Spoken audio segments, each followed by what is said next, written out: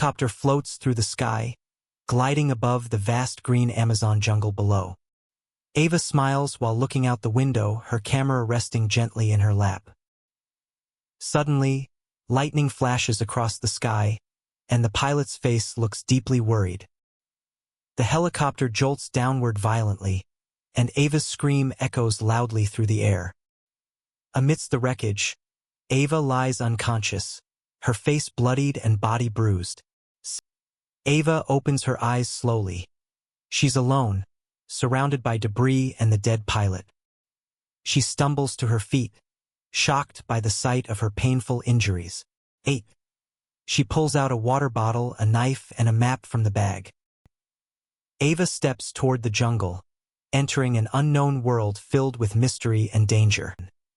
The strange jungle sounds frighten her, but she takes a deep breath and moves forward. She finds a small clearing, sits down, and wraps cloth around her wounds carefully. Ava prepares to spend the night beneath a tree, tears falling before she sleeps. 13.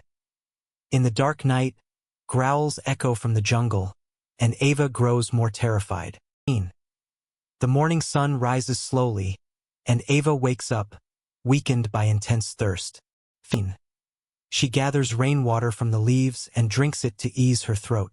In the bushes, she spots a monkey eating fruit and watches with silent curiosity. She searches for the same fruit and eats a small piece, cautiously and slowly.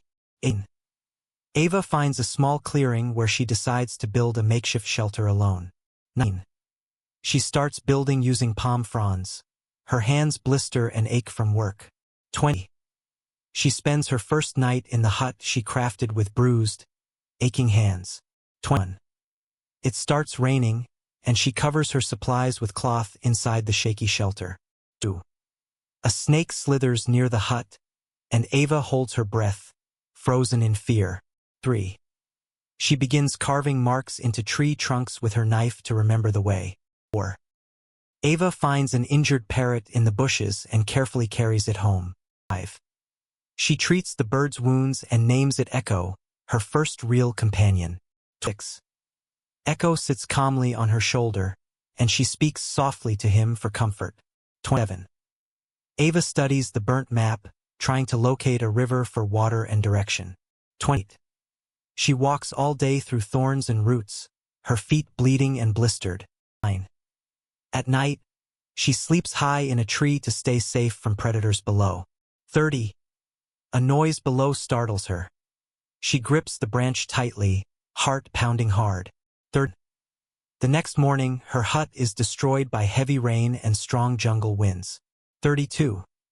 She rebuilds the shelter sturdier this time, determined not to give up again. 33. She discovers an old fishing net, possibly left behind by a forgotten jungle tribe. 30. Ava tries catching fish with the net, but fails despite several hopeful attempts. 35. Dying of thirst, she filters muddy water using cloth and drinks slowly. One night, a leopard nears her hut. She lights a fire to scare it. Ava counts the days by marking trees with lines scratched carefully by her knife. 38. She tears her old clothes and sews new ones for protection and comfort. 9. Echo is now stronger. He flies short distances, following Ava through the jungle. 40. Ava spots smoke far in the distance, maybe a village or people nearby. 41. She heads toward the smoke, hope and fear rising together in her heart. 4. Devastated, she cries, but Echo chirps cheerfully, giving her courage once more. 4. Ava hides beneath a large tree, shielding herself from another cold, pouring rainstorm. She lights a small fire to keep bugs and insects away from her shelter. 4. Dizzy and weak, Ava collapses to the ground from hunger and exhaustion. Hours later, she wakes up slowly. Echo sits nearby, watching her silently and closely. 4.